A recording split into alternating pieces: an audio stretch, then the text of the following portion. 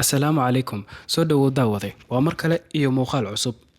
Inta uu muuqaalkeeni socdaa waxa aan kaga hadli doonaa sida aad ku aragtayba ciwaanka sharci dejinta Soomaaliya ee danaha shisheeye. Marka la dejinayo sharci ama la jaangooynayo siyaasad, waxaa muhiim ah in lagu saleeyo nolosha bulshada lagu dabaqayo sharciga, gaar ahaan marka uu sharcigu yahay mid dhaqanka bulshada la xiriira. Maadaama waddanka uusan haysanin lacag uu ku bixiyo qoritaanka sharciyada iyo aqoon uu ku qorto sharciyada iyo siyaasadaha ka maqan, inta badan dad kale ayaa Soomaaliya u soo qora, kharashkana bixiya. Beesha caalamka ayaa inooga mas'uul ah in arrinta ay ka caawiyaan dowladda federaalka ee Soomaaliya. Tusaale, sawirka ku muuqda wuxuu muujinayaa calaamad wado oo ku dhagan wadada dan wadaagaha ee magaalada Muqdisho. Calaamadu ma ahan calaamad ay darawaladu ku soo dhigteen dugsiga baabuurta lagu barto, kumana qorna af ay fahmi karaan. Waxaa macquul ah in darawaladu badankoodii aysan waxba akhrin. Beesha caalamka qudheedu ma aha hal wadan waa wadamo isku tegay oo mid walbaba doonayo in uu meel mariyo dan isagoo u gaar ah.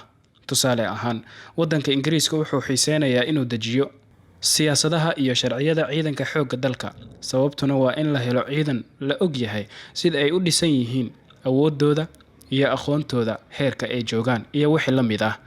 Sweden waxay xiiseynaysaa sharciga jinsiga ama galmada inay inoogu samayso, iyada oo weliba dadaal badan ku bixinaysa sharci la mid ah kan wadankeeda ka jira, laakiin aan wax xiriir la lahayn dhaqankeena iyo diinteena toona.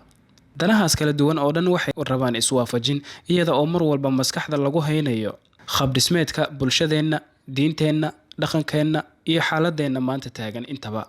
Siyaasadaha qaar ee la soo minguurinayo iyada oo aan laga fakarin waxay sii xoojin karaan fursadna siinayaan xagjirnimada, iyaga oo weliba fahanka khaldan bulshada ka siinaya waxa ay dowladnimadu tahay. Tusaale ahaan, sharcigii jinsiga ee la qoray 2 sano ka hor iyo sharciga cusub ee dambiyada jinsiga, labaduba ma aha kuwa ku salaysan diinta, dhaqanka iyo qaab nololeedka bulshadeena. Haddaba, su'aasha isweydiinta mudan ayaa waxa ay tahay, yaa loo qoray markaa? Si looga hortago siyaasadaha iyo sharciyada noocaas ah, waa in wasaaradaha iyo hay'adahu ay bulshadu ka qayb galiyaan talo bixinta, qoridda, falanqaynta iyo diyaarinta sharciyada ka hor inta aan la jaangooynin lana ansixin.